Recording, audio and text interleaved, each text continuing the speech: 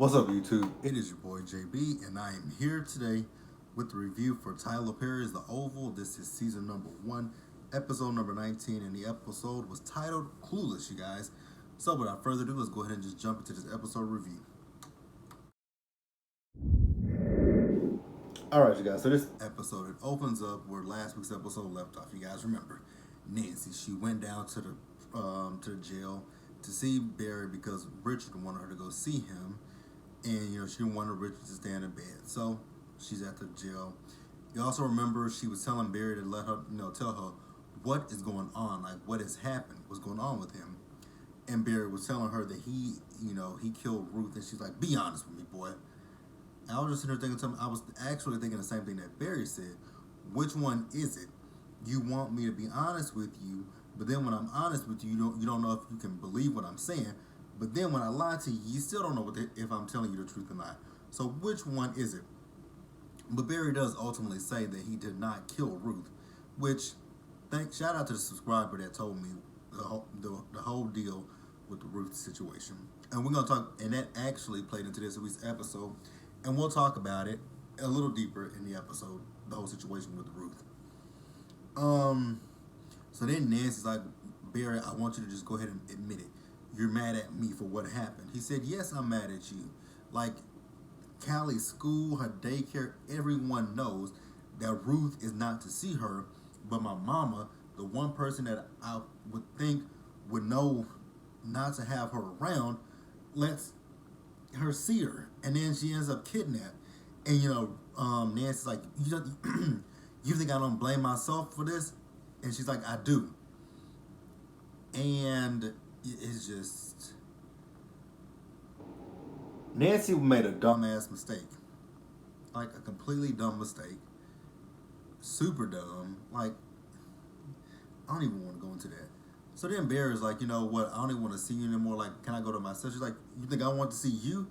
Only reason why I came down here is because your daddy asked me to come down here because he was really trying to get out of his bed. He's in the hospital. He's shot. Cut open. But he wanted to come down here and see you.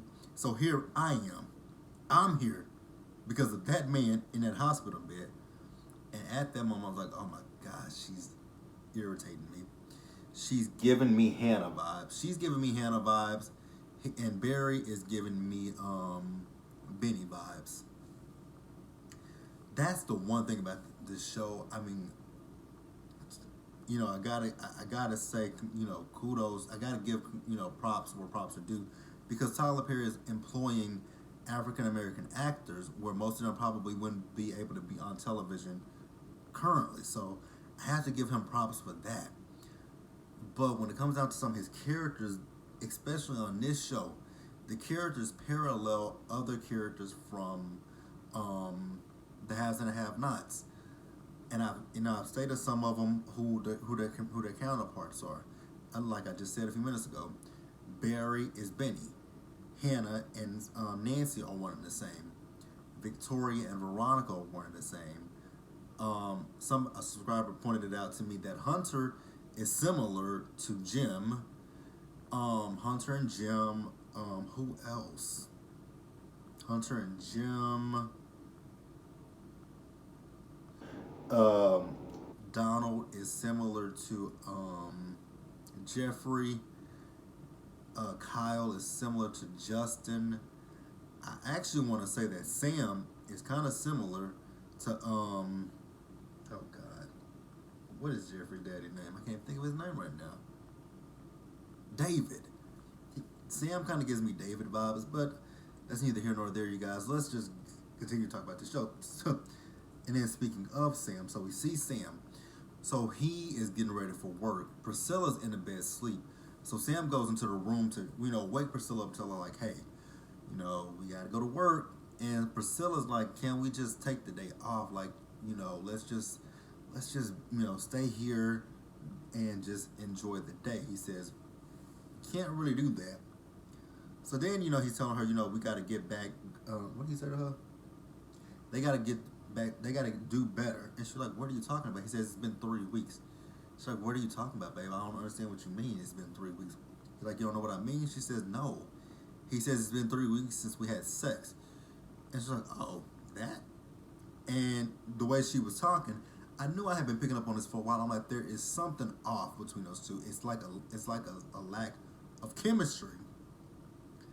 And then come to find out that they're not having sex with each other. And she's talking about, I'm so tired. Like, we just moved one president out and we moved another president in.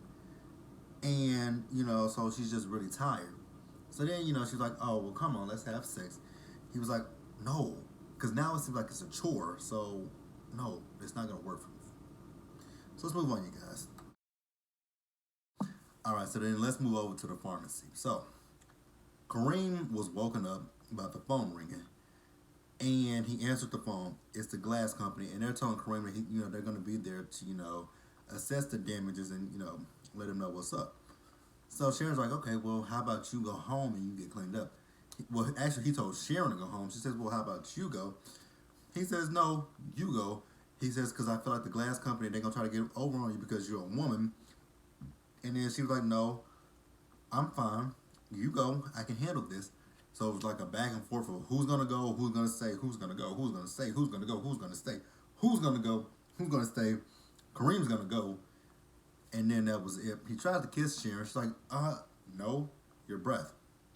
He was like, you the one that was sitting there eating, did he say onions all night?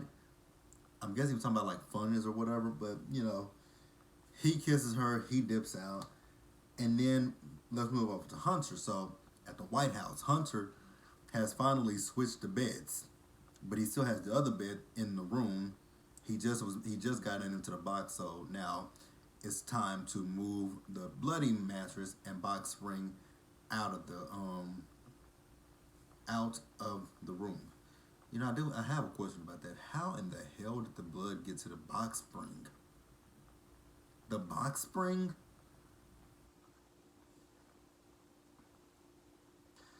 Like and you guys, I'm sitting here looking at my bed because I'm sitting, my everything's set up and right in front of my bed. But I'm sitting here looking at my bed, like I just don't understand how. I mean, I know blood is thick, but damn, it ain't that thick to go through my mattress to the box spring. And my bed is really thick. And I'm assuming that a bed in the White House is 10 times better than my fucking bed is. But a blood, yeah. I don't understand it. It doesn't make any sense to me. But, if that's what they want to say, I'm gonna let them have that, but I'm still kind of stuck on that one. Very much so stuck on that because yes, you guys, I'm still looking at my bed because I'm just trying to figure it out. So Denise bled out. Cause they were on sheets, so the sheets would be bloody.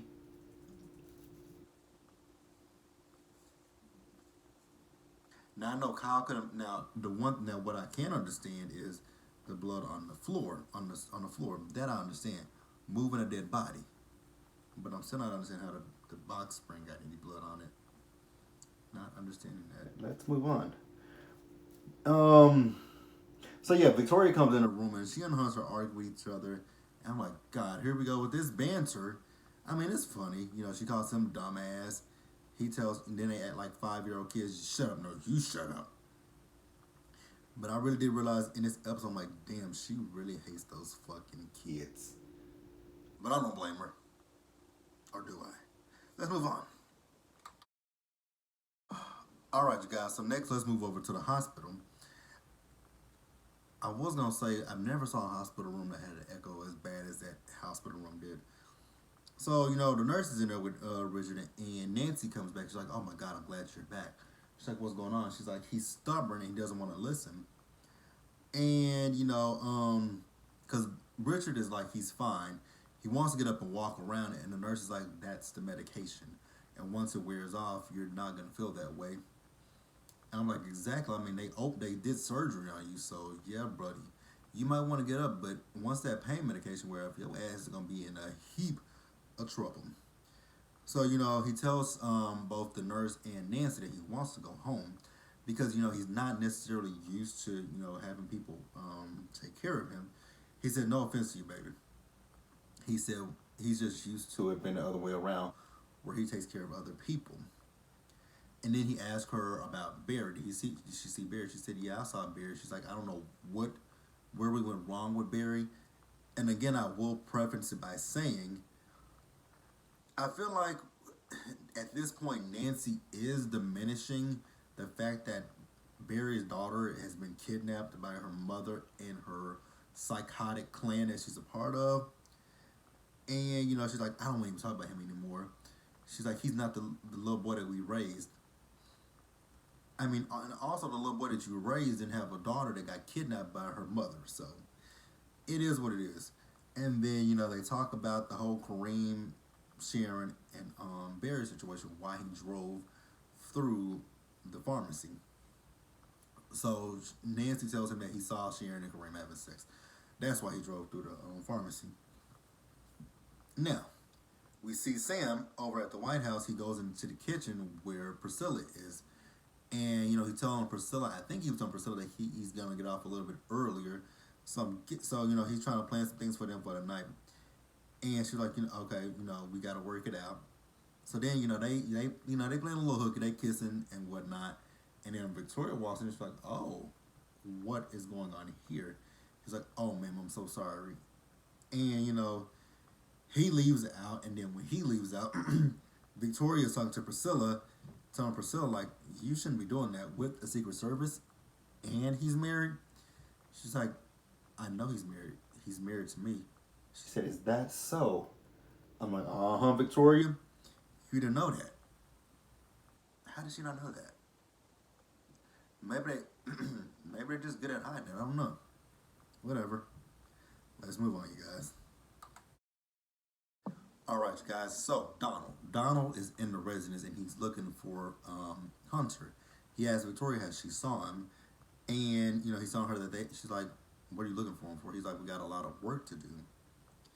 So she asked him, have you ever met my parents? He says, once or twice. She says, have you ever talked to them? Do you talk to my parents? He says, no. Damn, he got the heaviest fucking feet I've ever heard in my life. So she asked him, he said no. And he asked, why do you ask? She says, oh, no.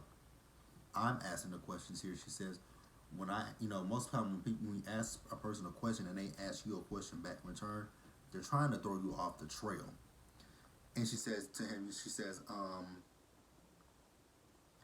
you know what? I don't really like you. I don't trust you. And I don't believe you. She says, you know what?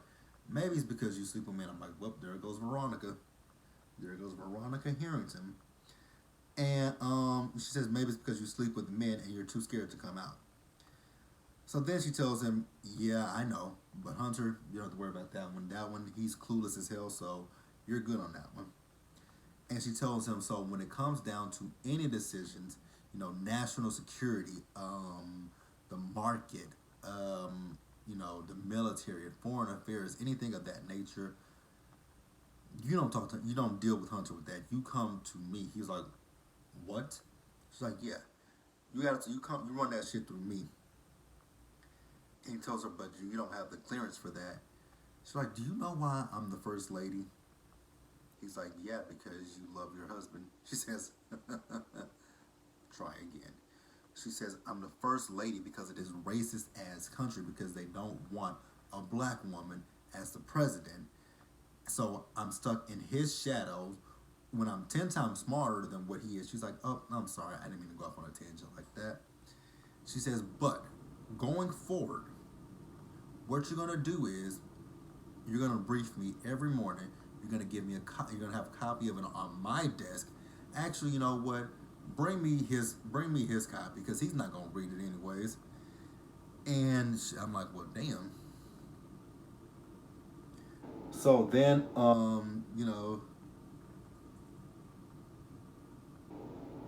am I at? Oh, she told him once again to come out the closet. And I'm like, oh my God, Victoria, really? So then, she's like, thank you, Works. Thank you, ma'am. I'm like, I would have, man. Donald's better than I am. So then Hunter comes out the room. She says, where are you going? He says, I'm taking a break. She says, you're not going to leave until that's taken care of in there. He says, go to hell. She says, dumbass. They're like kids. So then we see Jake. So Jake is talking to this lady by the name of Sally, and she's telling him that they can't really hold Barry on anything. They can't hold him on, with this murder of the man in the house. They can't hold him on this thing with Ruth, and they can't hold him on what else was it? Yeah, it's just a Ruth thing, and that the gun. So the reason why they can't hold him with the gun is because that gun is registered to Picky, and if Barry says that Picky was driving his car, they have nothing. So they got to get him. Wait a minute. And I just thought about this. She kept telling him to get a confession. So basically, if you think about it, the cops are crooked.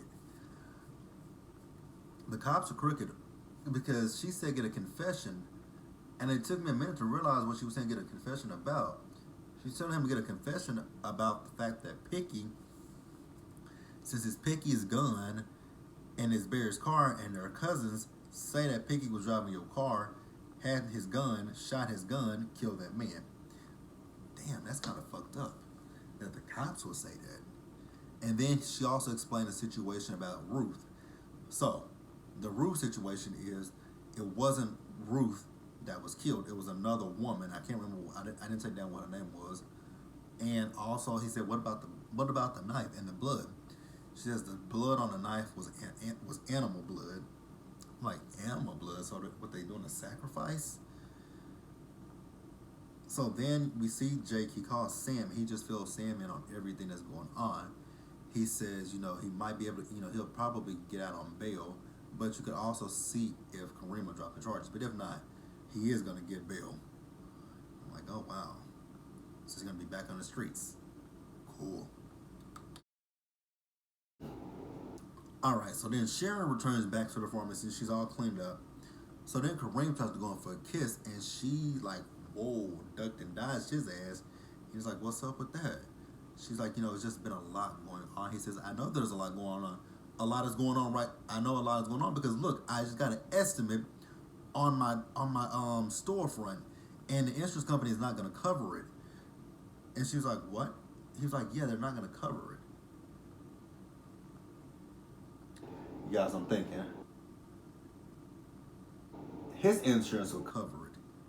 Barry's insurance, however, would not cover it.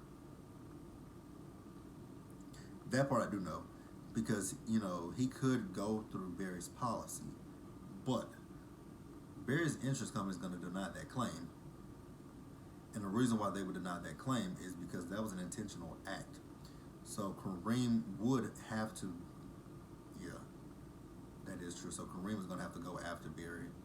I just don't understand. He could not have filed through his insurance company because that wasn't an intentional act on him. Yeah, the mind of a claim adjuster. But yeah, but he says, Barry will pay for it. She was like, Barry ain't got no money. He says, Barry got money. She's like, no, he doesn't. He says, yes. She's like, how do you know? Because he runs drugs for Picky. She's like, no, Barry wouldn't do that. He says, yes. She's like, how do you know? He says, because I saw him. He came to my cousin's party and he dropped off some drugs. He didn't see me, but I saw him. And she said, Barry said the same thing about you. He says, well, I'm legit. I'm like, oh, okay. Okay, whatever. Let's move on.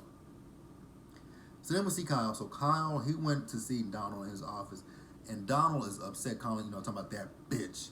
He says, I told you she'll let me take care of her. He said, not Lily. Speaking of Lily, we ain't saw Lily in this episode. He says, I'm not talking about Lily, I'm talking about the first lady. He says, she told me, she had the audacity to tell me I should come out. He said, well, what's so wrong with that? He says, Kyle, no. So then, he says, she wants me to brief her every morning. He says, okay, well, why don't you do it? Let her think that she has the power when she actually doesn't. So then, the alarms start to go off, and, that's when Kyle runs out. And then we see Sam. He goes up, he's in a residence, and he gets Victoria, and she was like, he said, come with me, ma'am. She says to him, "I'm busy." And then Sam says, "Ma'am, I need you to come with me. Like, don't force me, or I will drag you." So he grabbed her, and they took off running. She's like, "I'm in 4-inch heels." "Well, ma'am, I'm sorry, but no one told you to wear 4-inch heels." Let's move on. All right, you guys, and then let's close the episode out. So we see Jake. So Jake went to the cell and he got Barry, and he's walking Barry to his office, and he's asking Barry, "Does he smoke?" Now Barry says no, he doesn't smoke. So then they go into the his actually that was the interrogation office. So they go in there, and Jake is just telling him that they're gonna let him go because the gun that they found, well, the gun, it traces back to his cousin Picky, which is dead. He says, "Yeah, I know." So then I don't know how dumb Barry got to be to not catch what you know Jake was saying. Jake was saying they could let him go. All he needs him to say, he's asking him, so, that's his gun, but that's your car. Oh shit, is that blood? Oh, yes, well, it's drop blood. So he says, his gun, your car. Was he driving your car? Bear says, no, he wasn't driving my car. I'm like, you dumbass motherfucker. He's spoon feeding you what to say. Like, literally. He's saying, your cousin's gun, who is dead, your car. Put the context clues together. Just put them together. Put everything together and you will get it. He's telling you, this was Picky's gun. Picky is dead. Your car had a bullet go through it that killed someone. He's basically spelling it, and I'm like, God damn, how many ways can this man spell this shit out, Barry? He's telling you to tell him that Picky was driving your car the night that man got shot and killed. Because what? You cannot try a dead man in court. Because Barry's like, that's my cousin. I'm like, nigga, he's dead. What is he gonna do? He gonna haunt you? Well, he could haunt you from the grave if you believe in that, but really, God. So then Barry asks about Ruth. He says, I didn't do that. And, Jake says, yeah, we know you didn't do it. And he explains it to him. Also, I'm leaving something out. So he asks Barry about the money that they found on the side of the house. Barry says, that's not my money. He says, oh, so it's not your money, so you're not gonna be able to post your $5,000 bill? He's like, oh, that's my money. Which one is it, Barry? Barry is so effing special. I ain't never saw somebody as dumb as Barry. Let's move on. So then talk about Victoria. So Victoria is in a bunker, and she's in there with Sam. So Sam is making sure everything is good. And, Victoria asking him what's going on. He didn't make it a habit to tell her, your kids are safe, and so is your husband. She's like, why'd you have to say that? He said, I just wanted to let you know that your family was safe. I'm like, yeah, Victoria doesn't give a fuck about her family. So then Hunter asked, Kyle what happened. So Kyle told him that two people had breached the north fence, and also that there was a drone flying over. So then we move back over to Victoria. She's telling, Sam that I know you think that I'm a bitch. She says it's not really a matter of what I think. She says, I can be a bitch, but I'm also very misunderstood. I'm like, are you really, Victoria? So, she freaks out when Sam tells her that they're gonna sweep the place. She's like, you gonna do what? He said, yeah, we're gonna sweep the place. So that means you're gonna like check under beds and under in the closets and everything. He says, yes. I'm like, oh shit. That ain't gonna be good. So then Hunter's telling Kyle that Victoria has a plan. And, he says, what's the plan? And he didn't tell him. He says, you know what? Never get married. I don't care how nice the woman's boobs, her tits are. He says, you like big tits? He says, no, I'm an ass man. I'm like, Hunter really is oblivious. He's completely oblivious.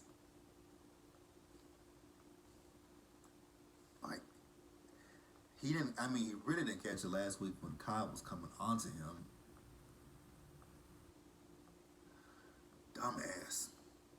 So then he says, who are you sleeping with? He says, you sleeping with somebody in the White House? Who are you sleeping with? He says, Donald. Hunter laughs. I'm like, Hunter,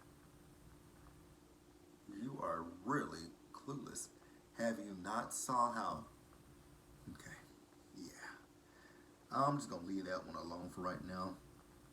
But you guys, that was the Oval. Be sure to like this video, leave your comment, subscribe to the channel, hit that bell notification button so you guys know when I drop anything else. Also, share this video. Be sure to subscribe to the channel. What did I say that? Let's start over. You guys, be sure to like this video, leave your comments, subscribe to the channel, hit that bell notification button so you guys know when I drop anything else, and share this video. And until the next one, you guys, please stay safe, take care of yourselves, and I will see you guys later. Peace out. All right, you guys, and right in the middle of me editing this video, I remembered that I forgot a scene. So, remember I was talking about Victoria. She was talking to Sam about them sweeping, and she was asking him what they look under the beds and everything. And in the closet, she was like, and she was freaking out. She was like, I don't want nobody going through my personal stuff. And Sam told her, ma'am, this is nothing, you don't have anything that they have never saw before. And then at the end of the episode, we see Max, he's going through the room, he's clearing everything. He looked under the mattress, he looked under the bed, and then when he got up, he noticed the blood on the floor, lifted up the rug, and there was the blood. So now we found the blood.